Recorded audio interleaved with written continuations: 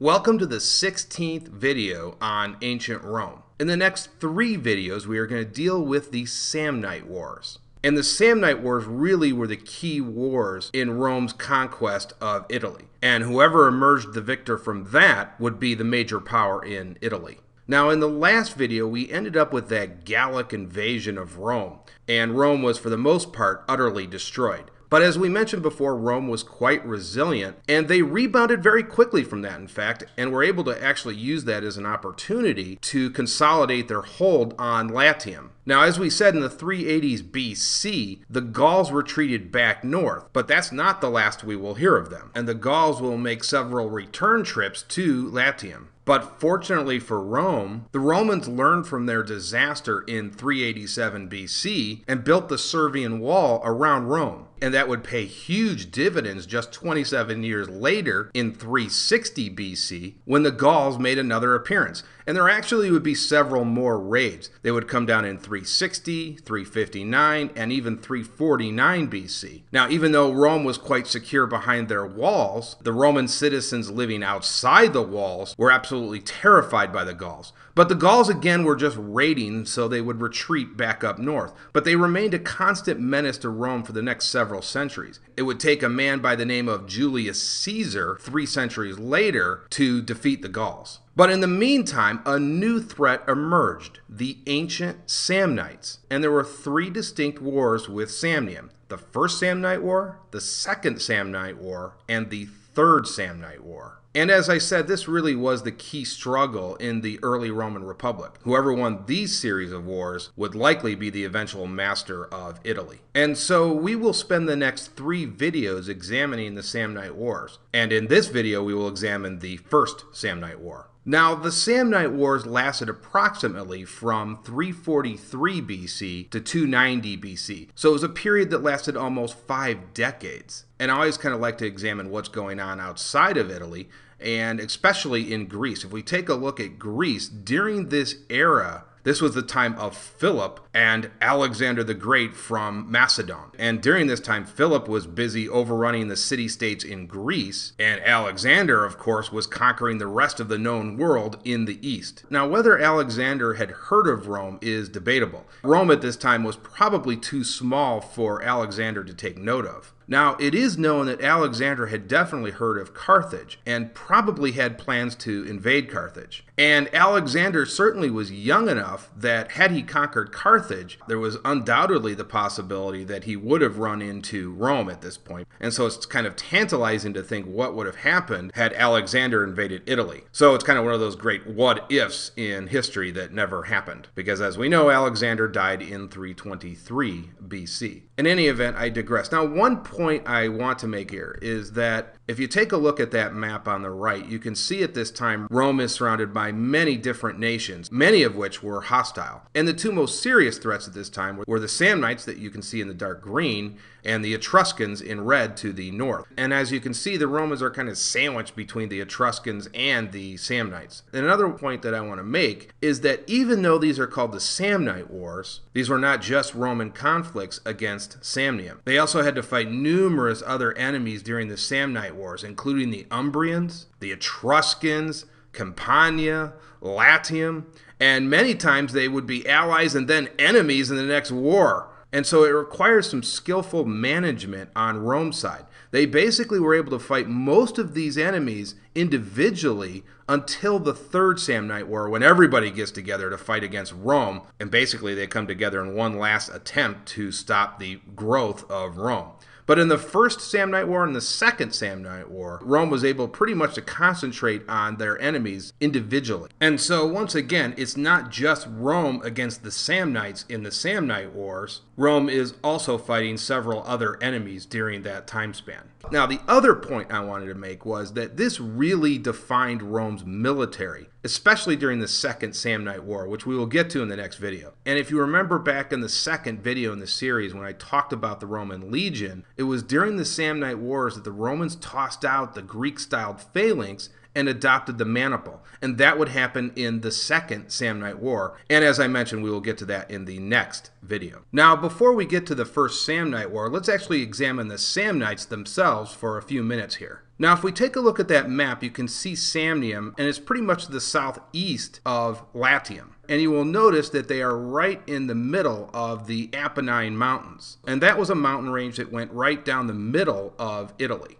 And so this was another one of those dangerous mountain tribes that the Romans had to deal with. Now, the Romans had some contact with the Samnites before the Samnite Wars. They actually unified to resist the Gallic invasions. Now, the Samnites were fierce warriors, and all of the neighbors that surrounded Samnium were very frightened by the Samnites, because again, they were a very tough race of people from the Apennine Mountains. And so again, they were greatly feared. And that kind of compares to the ancient Greeks. The ancient Greeks were very frightened by the Spartans. Well, let me rephrase that. The ancient Greeks feared and admired the Spartans. Now, we talked about the Sabines a few videos ago during the time of the kings. Now, there's some evidence that the Samnites might have been an offshoot of the Sabines. Now, as Rome pushed out into the rest of the territory in Latium, they decided to seek a treaty first with the Samnites, and so they signed a treaty in 354 BC. And the boundary between these two very large territories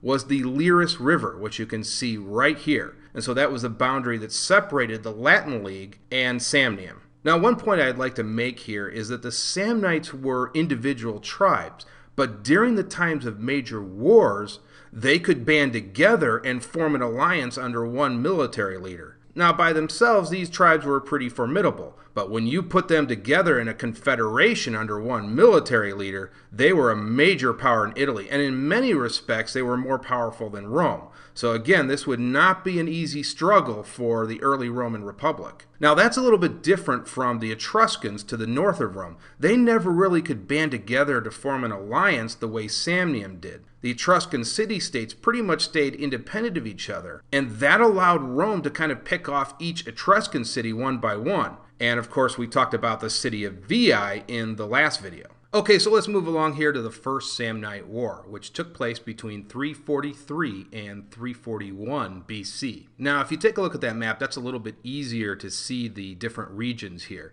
You can see Latium right here, you can see Samnium right here, and you can see Campania right here on the map. And the First Samnite War would actually take place in Campania, which was to the south of Latium, and another coastal region on Italy. Now, as I talked about in the previous videos, Rome was pretty much on the defensive during the 5th century BC. Their growth was rather limited to the area around Latium. In this war, historians generally consider this the first time Rome starts to seriously expand in territories outside of Latium. And if you take a look at Samnium right there on the map, that's larger than Latium, and Campania is roughly the same size. So this represents the first great Roman expansion. Now, the Samnites had a long history with Campania. The territory had originally been conquered by the Samnites. But over time, the Samnites in Campania became soft compared to the Samnites in the mountains. And so they kind of lost their edge. And one of the reasons was Campania was a rich, fertile plain. It was a very nice and easy life. And so the Samnites in Campania lost their original fierce warlike qualities of their brothers in Samnium.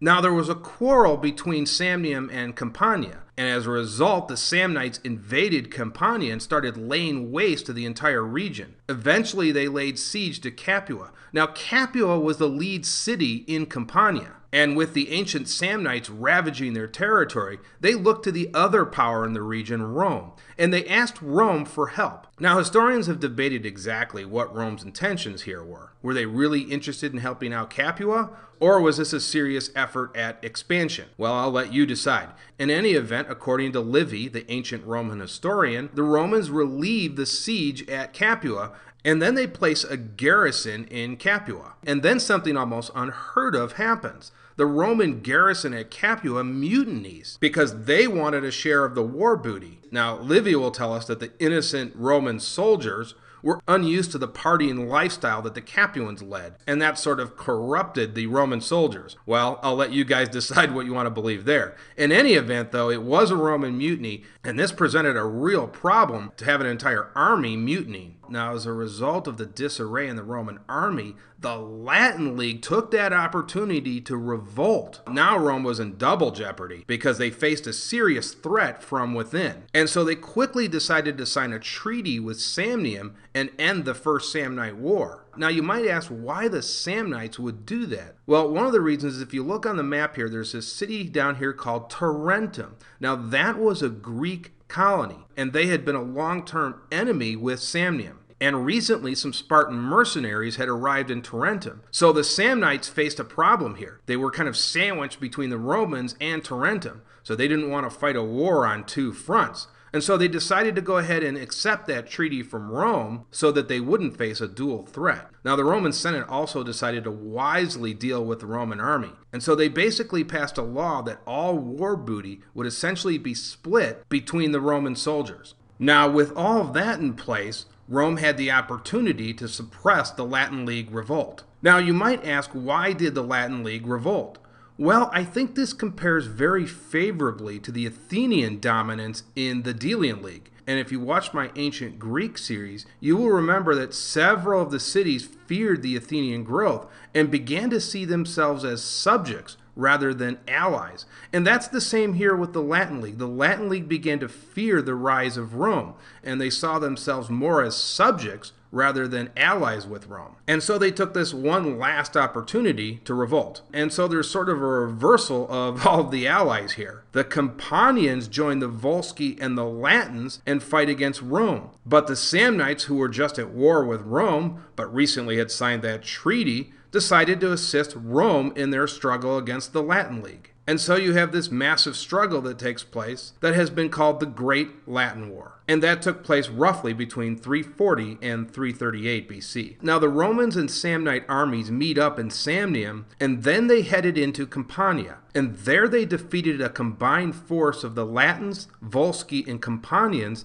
at Mount Vesuvius in 440 BC. And then they were able to drive the Latins out of Campania. And then the Romans spent the next 2 years capturing Latin city after Latin city and effectively ending the revolt in around 338 BC. Now, after Rome defeated the Latin League, they decided this idea of an alliance of cities was not a very good idea after all. And they saw an inherent danger in allowing cities to be unified by a league or alliance, because it could lead to revolts like the revolt that just happened. And so what Rome decided to do here was dissolve the Latin League for good. And what Rome decided to do here was to deal with each Latin city on an individual basis. And so each city in Latium was given a separate treaty with Rome. And what that meant was there would no longer be meetings between all of the Latin cities. If they had a grievance or a border dispute, they had to go directly to Rome. Now, after Rome crushed the Latin League revolt, they dealt with the Latins very gently. That is, they did not abuse them or destroy their towns, because Rome needed the Latins, and after all, these were their cousins. They shared a common religion and common culture, and they certainly needed the Latins to populate the ranks of the Roman legions, especially if they were going to conquer the rest of Italy and the rest of the Mediterranean. And so what the Romans did here was they created 4 types of towns, and this was first instituted in Latium, and would become a policy that would spread throughout Italy. Now, some towns received full citizenship. And what that meant was they not only became full Roman citizens, they essentially were part of Rome. And they had the right to vote in the assemblies at Rome, and also the right to hold any public office. And so again, their lands essentially became part of Rome. Other Latin cities received partial citizenship. And essentially this meant they had no right to vote or hold office, but they could trade with Rome and also marry Roman citizens. Now, there were some cities that were just considered allies, and they had no citizenship rights. And so they made a treaty with Rome, and one of the things they were required to do here was to hand over their foreign policy to Rome. And so what that meant was that if Rome went to war, these towns were expected to go to war with Rome and provide some troops. And then the fourth, and probably one of the most important things the Romans started doing, was they started establishing colonies in Latium and then in other areas that they started conquering around Italy. And these were Roman citizens, but not just Roman citizens. They were Roman soldiers. And so this made it easier for Rome to hold territory, and it also meant, since these were Roman citizens, they would be absolutely loyal to Rome. Okay, that is going to do it for this video. I will see you guys in the next video where we will discuss the Second Samnite War.